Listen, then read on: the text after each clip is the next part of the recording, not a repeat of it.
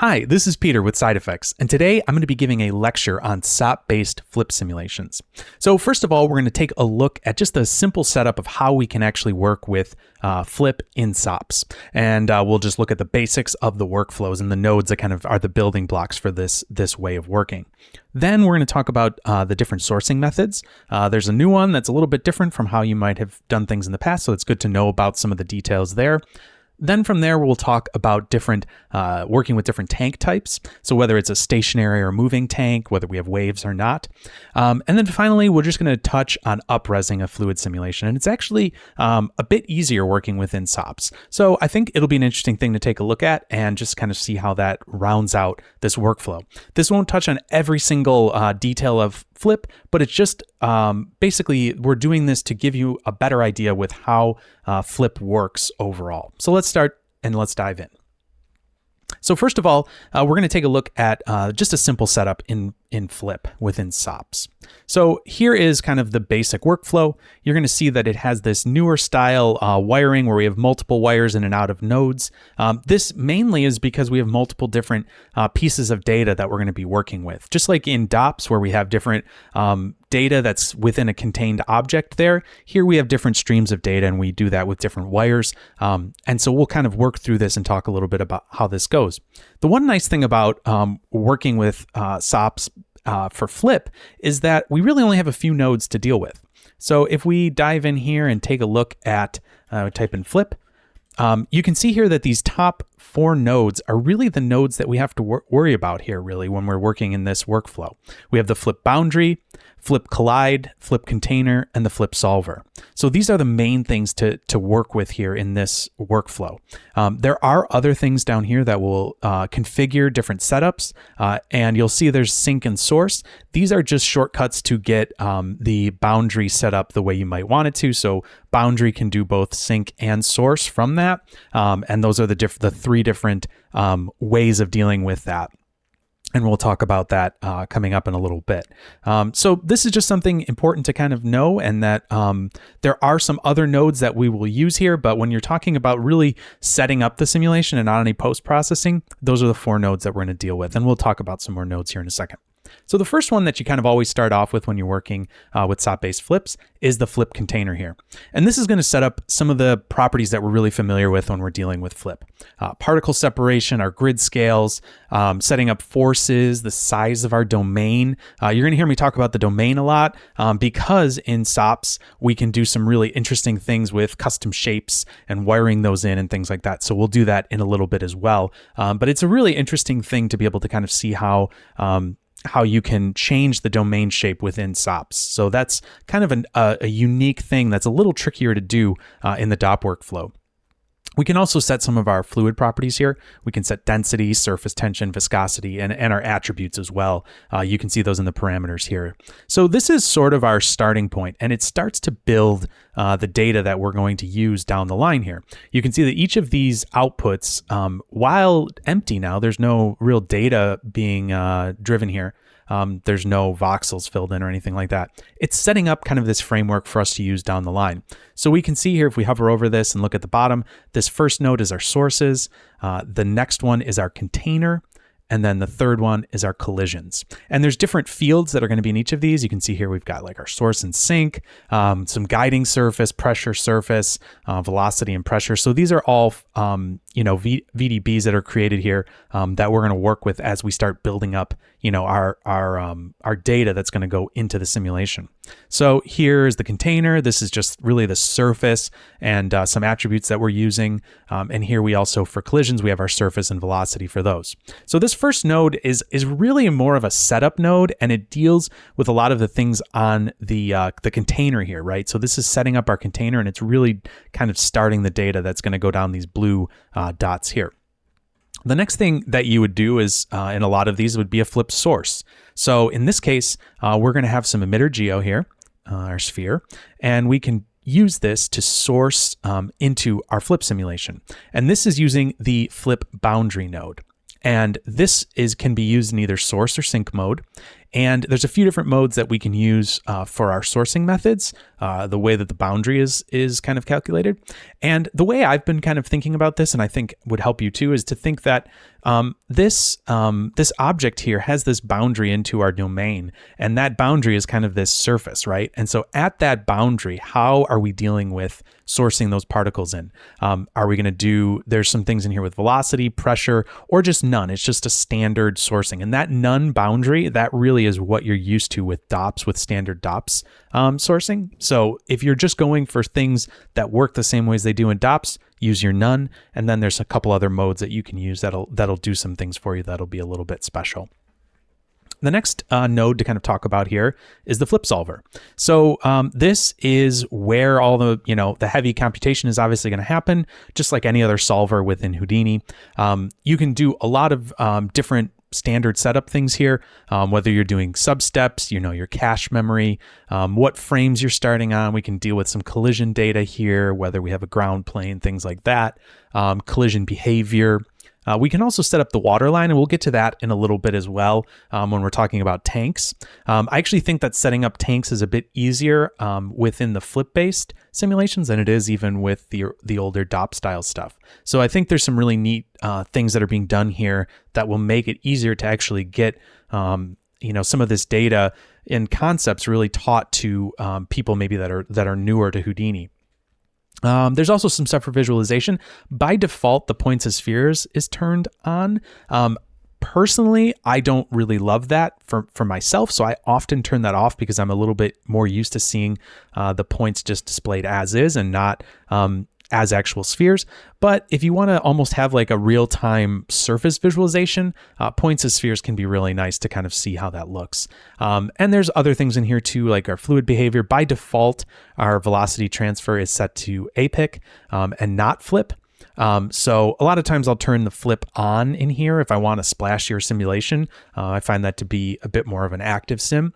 There's also some things that you're used to with DOPS here: air and compressibility, particle separation, droplets, reseeding, all that kind of stuff. So a lot of these properties are kind of brought up to SOPs, although the full flip solver is inside of that node as well.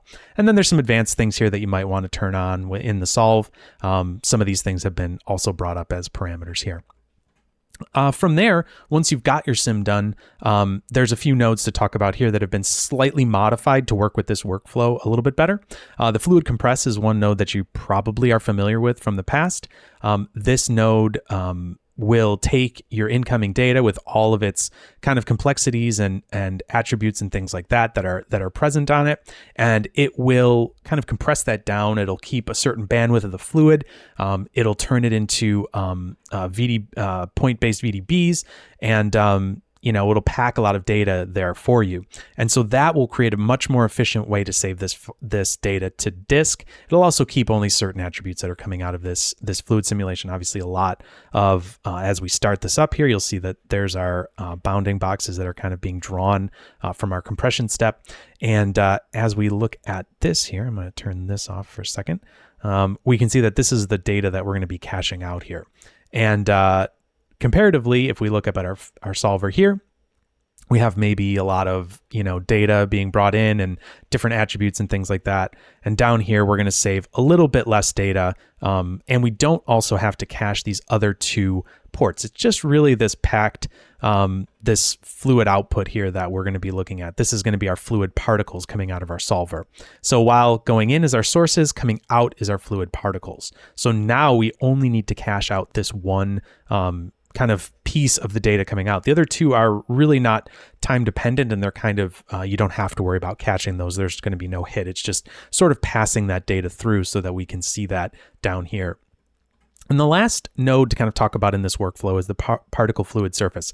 This is, again, very similar to what was used previously. However, it's just been modified to accept those inputs as well for the container and the collision objects. So this will work almost identically to what it was before. However, one thing I do want to point out is that when you're using this workflow, you don't have to worry about linking your particle separation between your solver and your kind of post-processing nodes, because the container holds that data and will pass it through. Now, if these aren't wired in and we cut those, we'll see that the particle separation comes back, right? So we can actually now use this manually or set it via an expression or whatever. But if we wire these in, it'll take those and kind of pull those from the this container input. So it's really important to kind of know that how that works, right? So this is the basic workflow. I've got some notes here for you to take a look at. You'll see that some of these are annotated and some of them aren't. In the final version, they will all be annotated so that you know kind of what's going on there. But right now, we're just going to be kind of walking through this, and I'll be kind of saying what is in those notes anyways.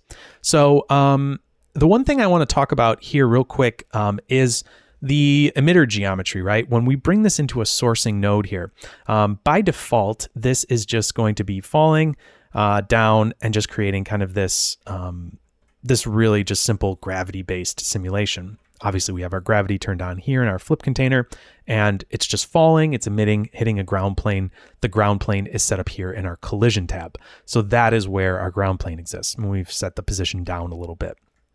Now, if we want to add velocity in here, the nice thing is all we have to do is add that onto our emitter geo as a point data.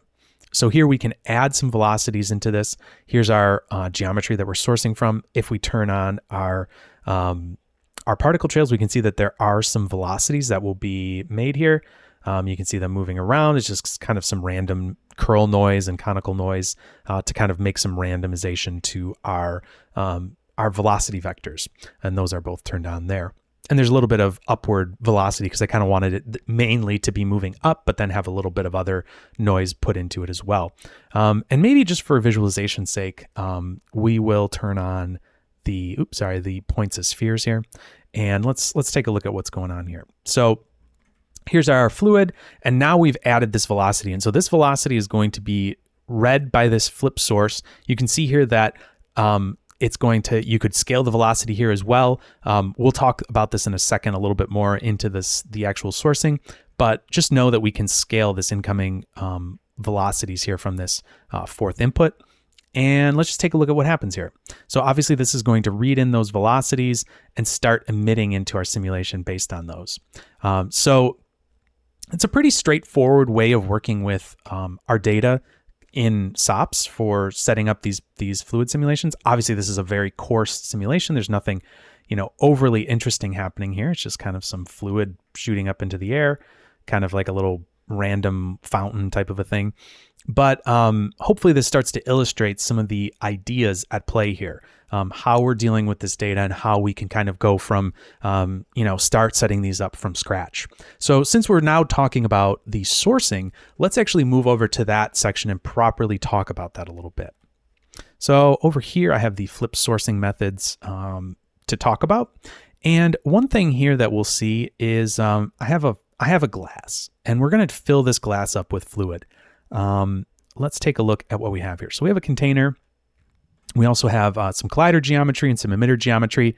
The collider geometry is very, very basic. It's just a glass model that I've created. We're not changing the world with this model. It's just pretty straightforward, just a really simple cylinder kind of glass. So we have our simulation container here made with the flip container node. I've set the particle separation and the grid scale. I brought that down a little bit so that we have a little bit finer control and we don't have any issues maybe with collisions or anything like that, because our colliding geometry is going to be kind of holding our liquid here.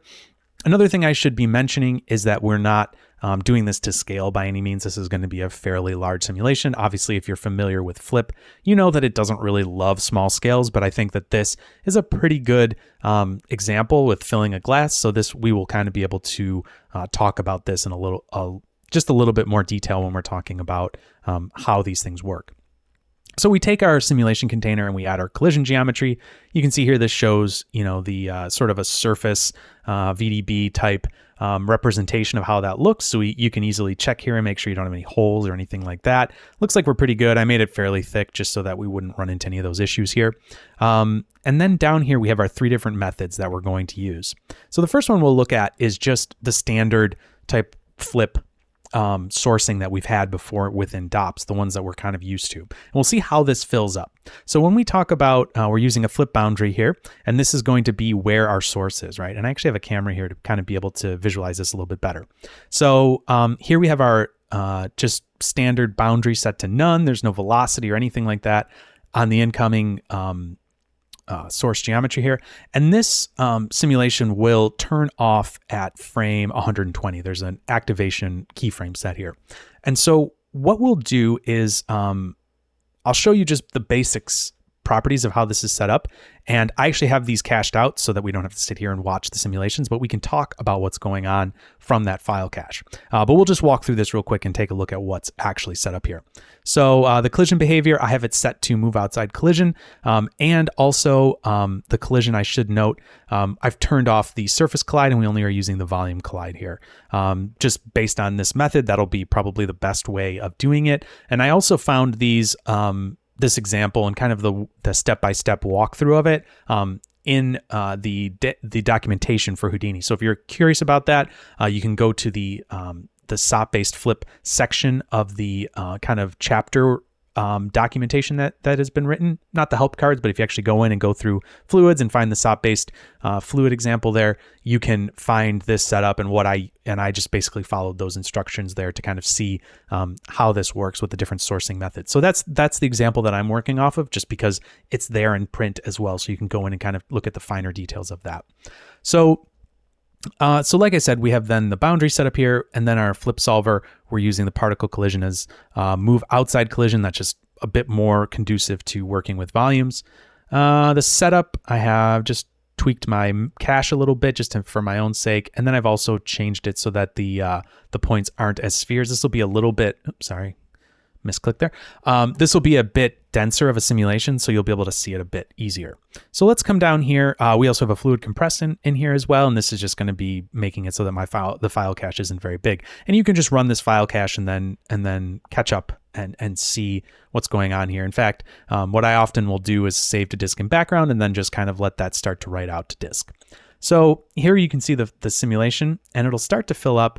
And when it gets up to about the top of that emitter, it's not going to be able to go any higher than that, because what happens here, just like with regular flip simulations, is that once this emitter is covered up, it can't really emit into this simulation anymore, because it's within the surface and it kind of culls points that are within the surface of the simulation, so that it's not just like colliding and kind of making an issue there with trying to source points on top of points. And if we actually, this is obviously within the, this is just the surface of this, and there's also the compressed fluid surface as well. If we were to look at that, there's the compressed fluid surface inside. Right now we're just seeing the particles, and it's kind of a shell. So you can see that just the very tip of this is still visible, and then when it's done, that's as high, right? You can see that this will stop sourcing at 120, and once we get past that, it's not going to fill up anymore. Just going to stop.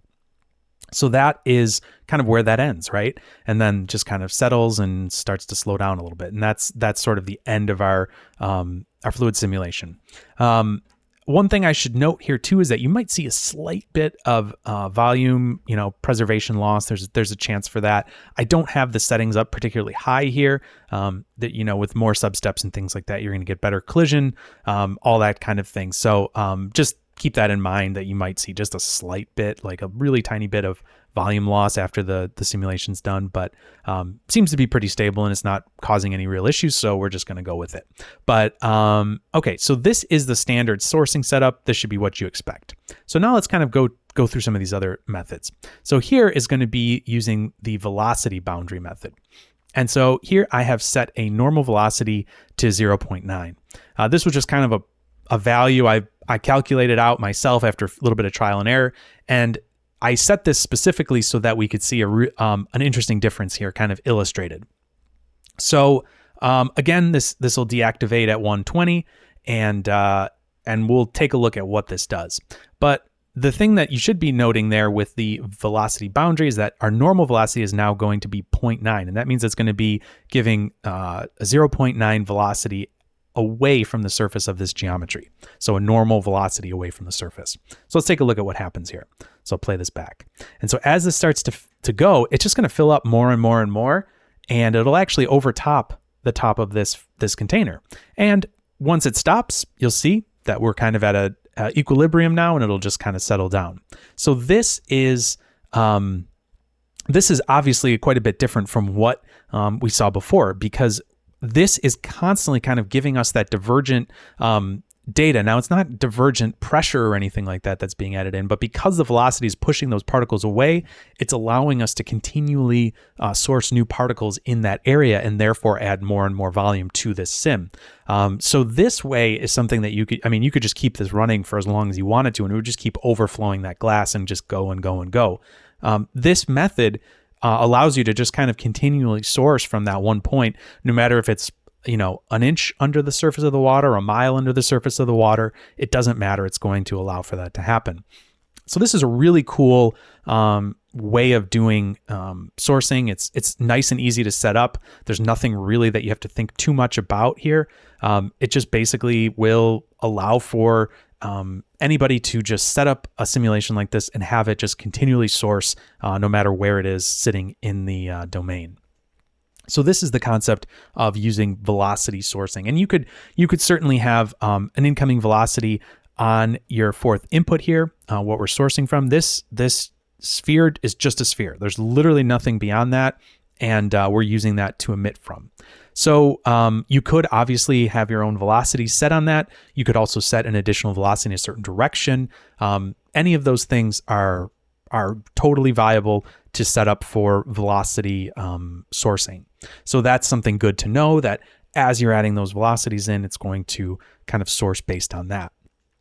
Now with the no boundary, the none setup for the boundary, it will also take those velocities and source in based on that. However, once it's under the water surface like that, once it's within the surface of the simulation, it won't be able to really emit anymore, because it doesn't have that idea of that the boundary of that fluid is kind of allowing new particles to be spawned into that fluid. It's just culling those within the surface and not allowing you to do that. So that's one difference here to keep in mind. So let's move on to the last of the sourcing methods. So the last one is this idea of a pressure boundary. And for this example, I wanted to bring in another piece of geometry that'll help us kind of visualize this in a second once we're in the simulation. So that's why this other little section is here, and we'll talk about that just momentarily. So again, this is a very similar setup here. We're using the same flip boundary. It's really the exact same setup. The only difference is the method that we're using here. So this took a little bit of trial and error for me personally. And if you take a look at the documentation, I believe it's actually within the help card of flip boundary. They talk a little bit about the pressure. What you see here is that this now has some this new pressure section. So here is just when you're using velocity or none. When you come over here, you have this new pressure section to take a look at. So there's a few things here that we're going to talk about, right? We have uniform pressure, we have hydrostatic pressure, we have water level, we have water origin, and then we have the pressure voxel band. This is a pretty standard thing when you're dealing with flip. You have these the idea of that flip is both particle and volume in one, right? So you're dealing with both of those things. It's transferring data from particles to volumes, doing computations on both of those, and then passing those back and forth every sub-step or every step. So that is part of what you're seeing here. That's just basically the bandwidth for that voxel, like how much extra bandwidth you're giving around that actual surface. So that's just something to keep in mind there. So let's talk about some of these other ones here. So if you have your uniform pressure up high, that's going to obviously be pressure uniformly coming in all directions from this object, right? So that's something to keep in mind there. I set it relatively low in this case because I think with an object this small, we don't want to have too much pressure coming into our simulation. And the way I'm kind of thinking about the pressure here is the same way you would with a hose or a fire hose or anything like that, where when you turn it on, what's pushing the water out is pressure. It's not like there's a pump in there somewhere, or in some cases there was a pump at some point, but there's a pressure that's coming out there, and that's what's propelling the water forward, and you're letting that pressure out, right? And so that's kind of the idea here, is that we're using some pressure to kind of push this fluid outwards. And with the uniform pressure, I found that I needed to really dial that down in order to make this work. And the hydrostatic pressure is what helps drive the water level. So if we look at this node here, we can see that I have that hydrostatic pressure, keyframed.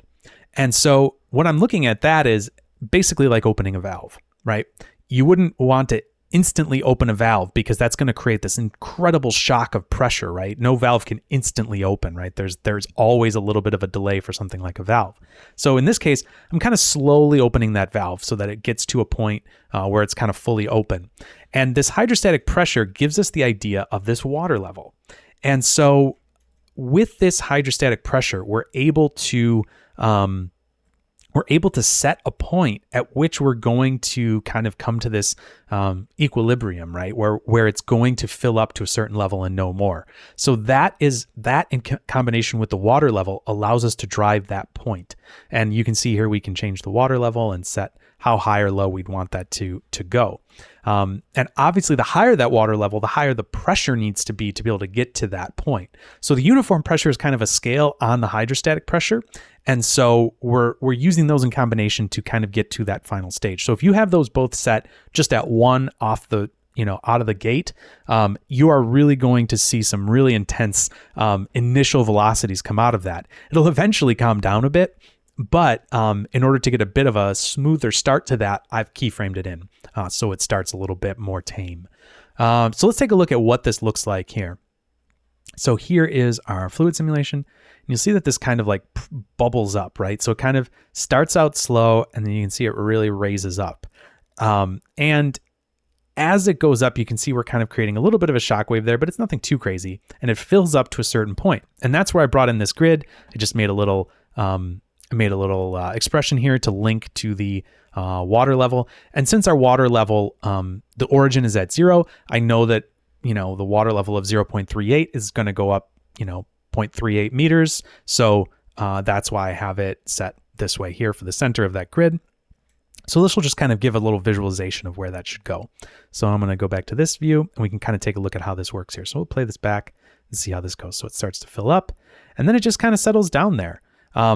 Now you might say, oh wait, why did it go up and then come back? Well, really that's just the velocity kind of taming, kind of damping down from this initial shock right here. Cause it's kind of got this ripple that's going up and down from the middle. It's kind of, this radial sort of wave that's kind of reflecting around in there. But once that settles down, it will sort of just come to rest at that point. And you can see right around 120, we get right at that point, and then it just sort of settles in that and it stays right there. So this is a really neat way to be able to fill up objects and tanks to a certain level if you wanted to with an output. So maybe in this case, you wanted to have like a swimming pool that you wanted to fill up with like a hose.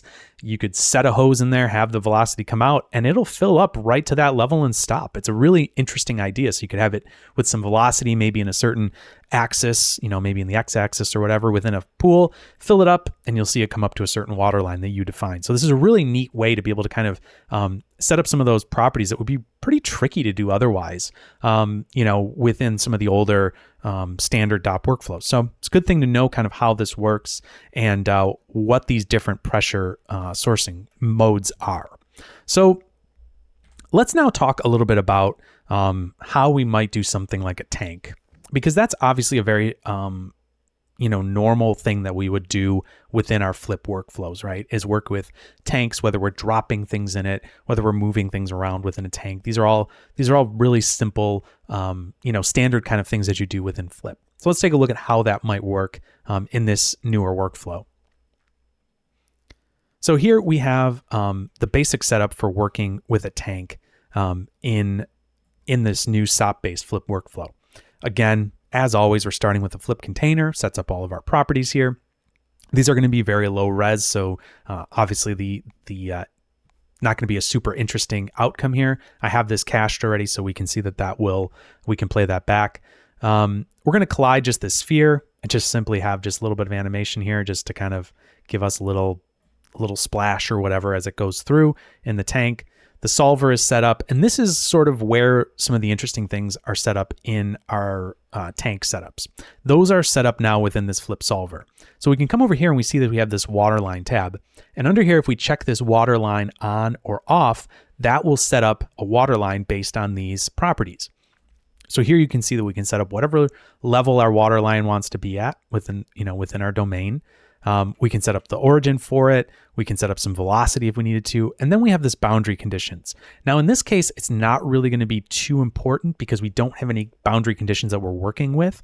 But if, say, you had, you'll see this a little bit later, that if you were working with up-resing a simulation per se, and we had a smaller domain within a larger, low-res sim that we wanted to up-res, this is kind of what the boundary conditions are going to be coming into the simulation. Right now, it's basically just making sure that it's keeping the pressure even across those boundaries.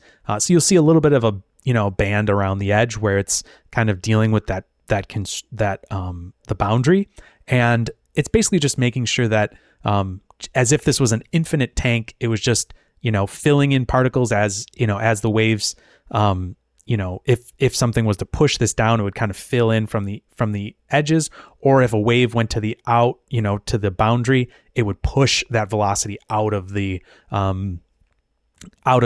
this domain, in a way that makes sure that it's keeping pressure in check. You can also do it with velocity as well. And in most cases, when I'm doing other like wave tanks and things like that, you'll see in a second, we switch that over to velocity driven. So that's one thing that's a bit different. Again, like normal, we go through our fluid compress and cache out our simulation here with sphere and tank. And then we can visualize this at the end with the particle fluid surface node set to particles, and I have it visualizing the velocity. I also did change a couple other things in here, just some cache, and change it over to flip just so it was a little bit splashier. The APIC was a bit smooth for my taste, so I just switched it over to flip just for a bit of visual interest.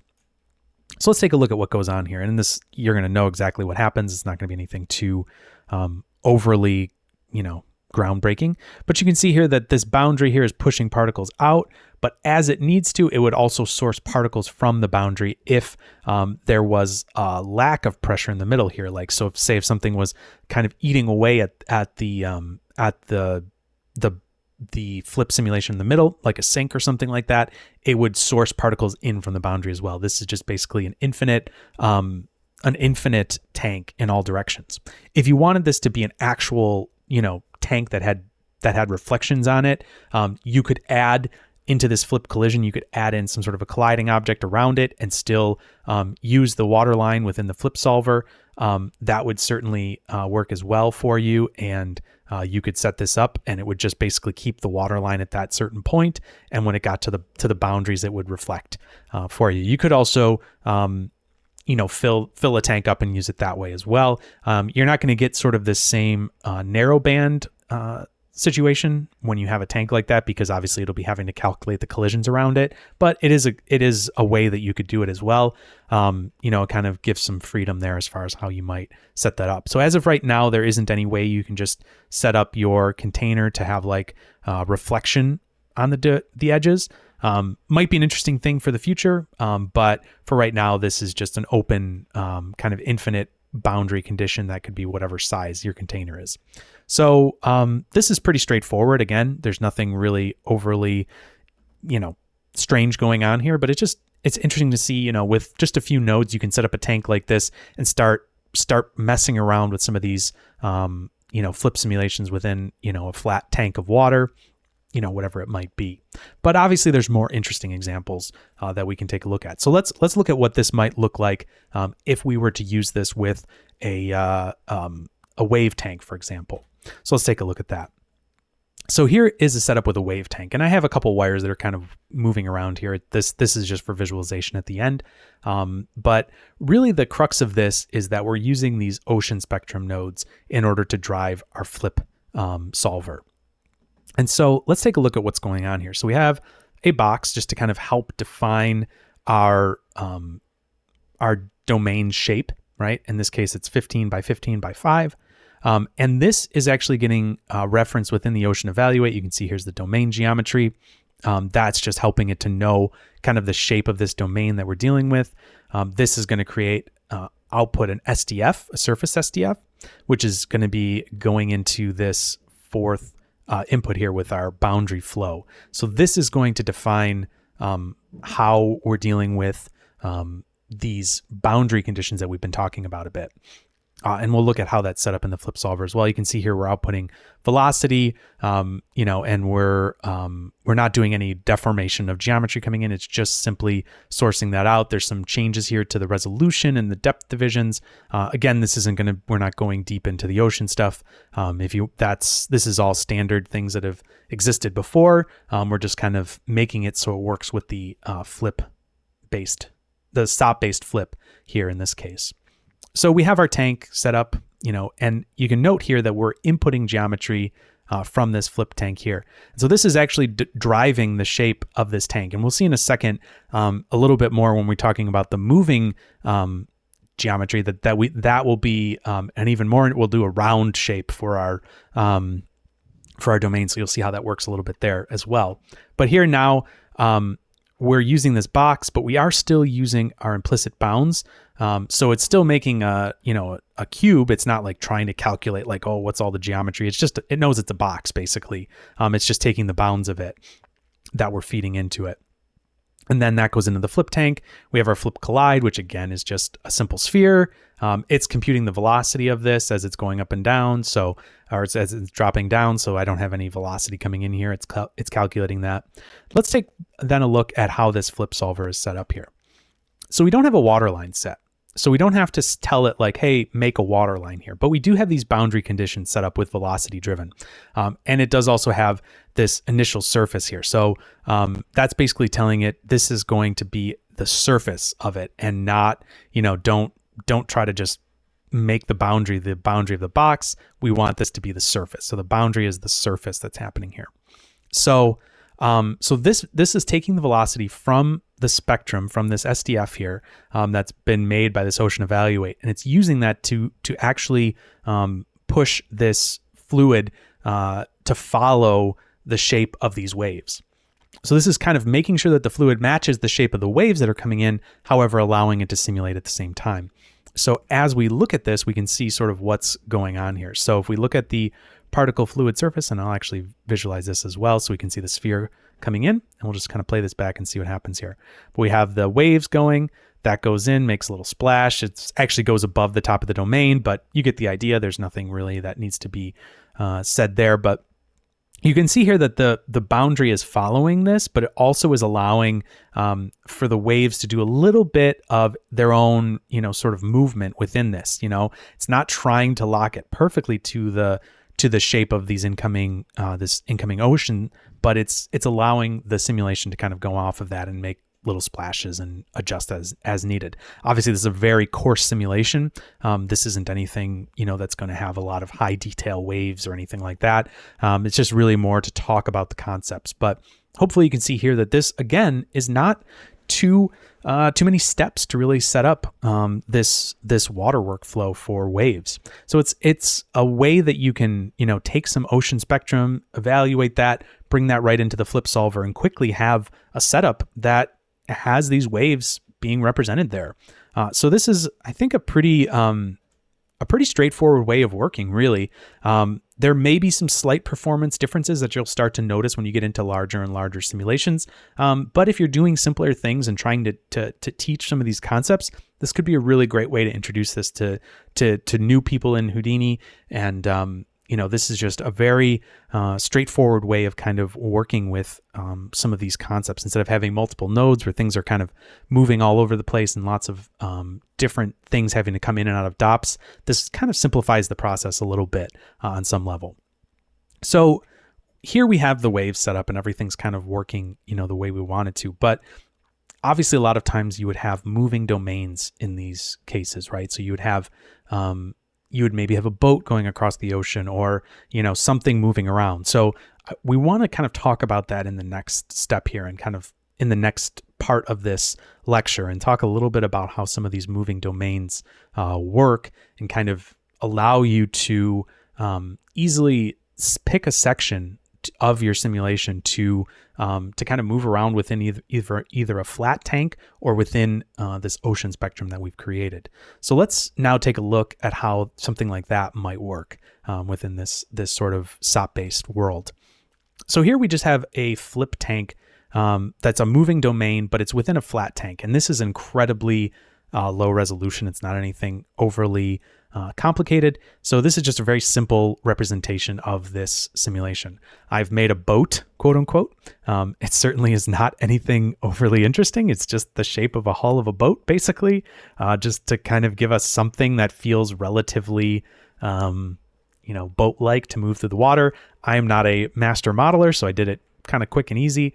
And I've also created a curve here that's going to define the kind of shape. I made this, shape that you can kind of, it's a little longer than what we would actually use for the actual simulation that we're going to show here. It only gets to about this point, but if you wanted to, you could extend it in sim a little bit more, play around with this, but we're just going to kind of have it curve through this section here in this simulation. So what I'm doing is basically pulling out just a point from that. You can see there's one point here that moves through it. And then I just copied the domain shape and the collider to that. So I've added in some orientation on the curve. So the boat kind of, tips into these different pieces. So that's kind of the full simulation there that we're going to be working with. So let's take a look at sort of how this works and looks within this, setup with a moving domain. So here we have this domain shape, right? And we're going to wire this into this flip container. And we can see here that this domain is actually going to move through. So it knows that that's kind of the VD, it's kind of made this VDB that's going to be giving us the location where this flip sim is going to be happening within our larger, scene. So this pretty much by default allows us to be able to do that. And we can see that there, it moves it around. We have our implicit bounds checked on. And so that is working the way we would expect it to and creating this boundary. If that is turned off, you'll see that changes it a little bit as well. Just kind of orients it slightly differently. It doesn't really make a huge difference here, but we'll just leave that checked on like that. You can see how that's moving it around. So, the next thing we have is this collision. This is just, again, very straightforward. It's just taking that geometry coming in, turning it into a colliding object. It's also calculating the velocity here. And that should be working sort of the way you'd expect it to. That's just an object coming in and colliding. And then we have our flip solver. Now this solver here, we'll just visualize this real quick, is going to, make those particles in the ocean at that's, kind of on this flat tank at this specific point. Obviously, we're using our particle separation here from our flip container, and we're going to see the output of that simulation. Now, actually, I think I simulated this at a little bit of a lower resolution than that, so I'll just turn this down just so you can see it. I think it was at, nope, actually it is at that, maybe at that 0.15. But anyways, there it is. I've turned off the points as spheres so that it just feels a little bit more like a traditional flip sim. You can turn that back on if you want to and see them that way, but I think it gets a little messy when you've got, wanting to see some different parts of this simulation at the same time. And really beyond that, there's not much more I needed to do. I just added an initial surface here. I have this set to pressure driven just to make sure that the pressure is kind of maintained as it moves around this tank.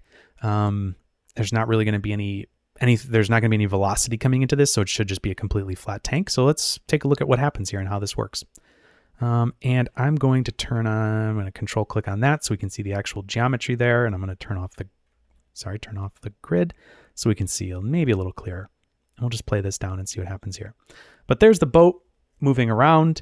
Again, this is not, any groundbreaking animation or anything like that, but it's a boat moving around on a tank. The domain is moving like that.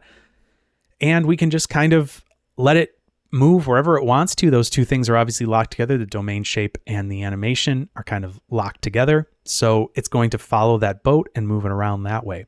Another thing that can be done, and you may have seen this in some of the promotional materials from Houdini 19.5, you can actually have this path continue. So you could actually have this grow. So you could, if you wanted to make sure that, say you had these high resolution wakes that continued, you could let this domain kind of grow over time, and then, maybe slowly cut it off at the end as well. So that would be an option as well, almost like a sweep shape that would go along, create your domain, and you could obviously then cut it off after you've given it, maybe a few frames to kind of settle out into a maybe more of a normal, flatter wake without all the interesting splashes, and then that could transition into a maybe even a lower resolution simulation from there. So this is just a really basic example of how this might work. We can see that we're getting, the collisions, we're getting the moving domain. It's sourcing those new particles kind of right in front of the boat as it goes along. All the things you would expect with a flip simulation on a tank like this with a moving domain space, but it's pretty simple to set up. You just have your animated domain coming into this flip container, and that does most of the work for you. You make sure you have some of these setups made here with the initial surface and set up a water line, and that's about it in order to get your flip solver working in that regard. So what if you wanted to do this same thing but with waves instead of just a flat tank? So let's take a look at what that might look like next. So let's come over here. We'll take a look at the flip wave tank moving domain. So in here, we'll see that there is, I've actually brought in the domain and the boat collider from the previous example. So this is just a straight object merge from that. And I've peeked this out just a little bit, just to give us a little bit more space from that domain. Just because with the waves, it felt like it needed a little bit more breathing room to be able to kind of just see the waves a bit more. So I gave it a 1 meter outward expansion from that peak. And this domain is then what's getting evaluated here within this ocean evaluate. And that's where the SDF is going to be created from and output that into our flip solver. So this is the same as what we'd expect before, but now we have our moving domain that's driving this ocean evaluate. So if we look at this first frame here, we'll see that we now have waves. Now they're very small waves. They're not anything overly interesting. And I actually created this other little section over here to just visualize how this might look. So we have just a planar patch that's just kind of this spherical, lightly triangulated mesh. I have this transforming so that it's following the center point of that. So if we watch this here, it's just going to kind of move around like that. And then I have this ocean evaluate set to actually deform the input geometry. So this is sort of what you're going to be seeing as it moves through here, just to kind of give a sense of what is going on. So it's kind of just moving through these waves. They're really small waves. They're nothing too crazy. I didn't want to make like huge waves. So it's like floating through space at certain times. They're just small little choppy waves that you might find on a river or something like that. So this ocean evaluate here is really what's doing all the work. This is just purely for visualization sake. And I'm sure in the final version, you'll see these commented a little bit more out. So let's take a look at sort of how this works. I mean, really, everything else is the same. The flip collision's the same. The flip solver is going to be set up almost the same. The one difference here, again, is the water line is turned off and velocity driven is turned on instead of pressure driven. So one thing I want to make clear too is that if you want to see some of these setups, you can go under the flip configure and you could do wave tank. If you click this down, this is almost exactly the same setup as what I have here. In fact, I started this setup when I was doing the sphere dropping through the waves and just basically slightly modified it with a collide in there. So I basically just added a collide in here and tweaked some of this ocean spectrum. That's pretty much it. So this is very similar to what you would see here with this configure setup. So just something to keep in mind there as you're looking through these, if you look at these flip configure, these are all really helpful. Whether you want to do some, higher viscosity stuff with lava, whether you want to look at your, some of these tank configurations, or if you want to see a beach tank, that's kind of the full workflow, including some of the new whitewater setup in there as well. So those are all really nice setups to kind of take a look at how you might do different things in there. So here we have again, just the standard solver setup, and I have this cached out. So let's take a look at how this will look now. And kind of like you'd expect, you're going to see some choppiness there along the boat. It's not following the waves. It's just going in a straight line. So it's very unrealistic the way that it's moving.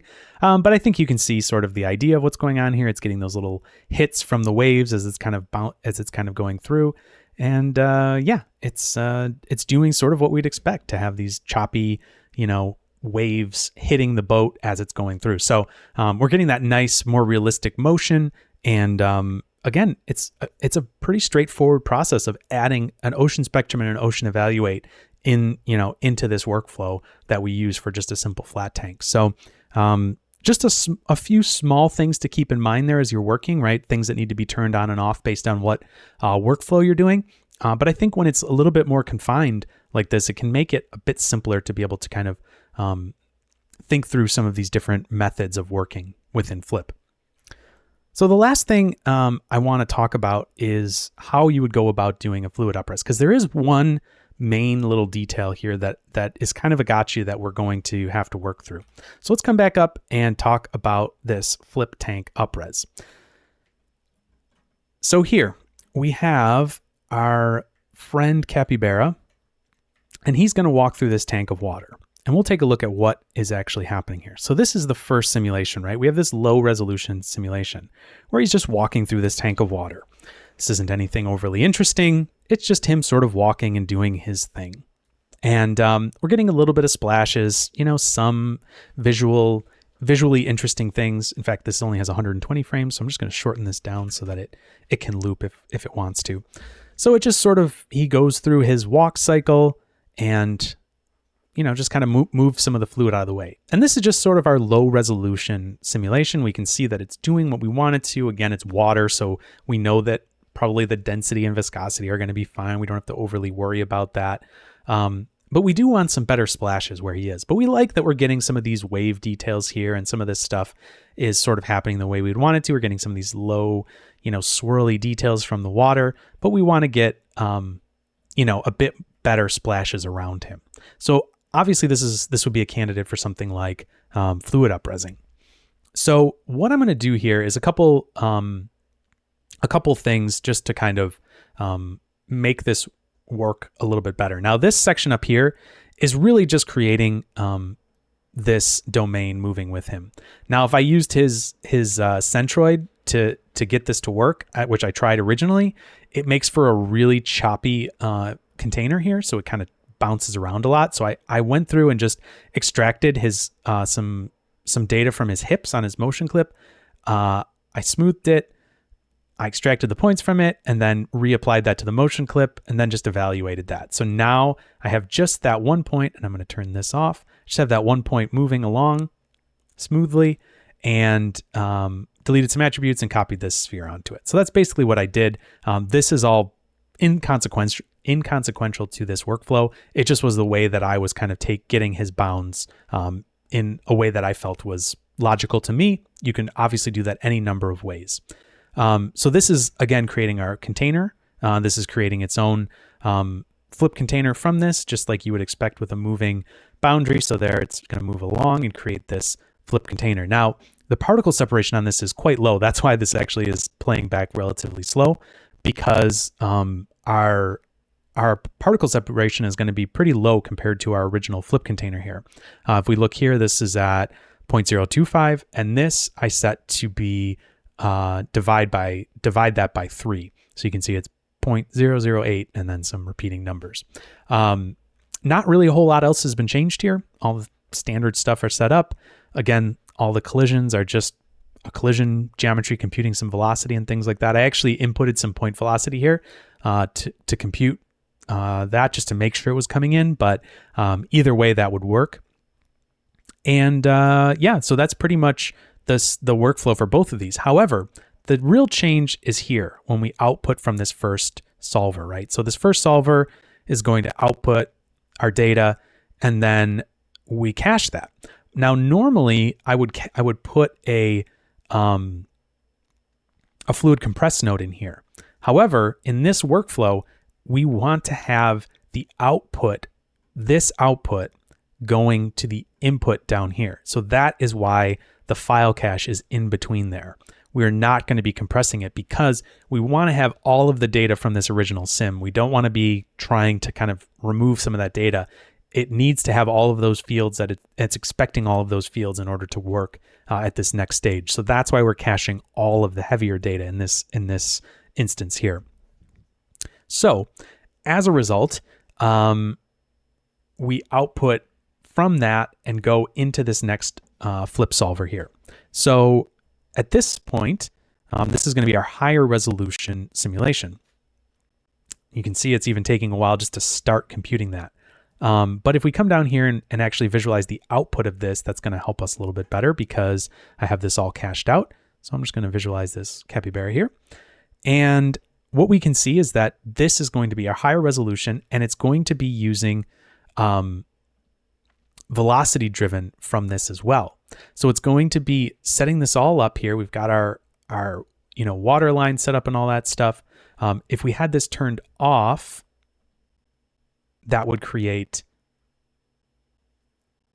a bit of an issue here, and it wouldn't quite work exactly the same. So I have the water line turned on here, just to make sure that it's kind of seeing the same water line that we had from the other one.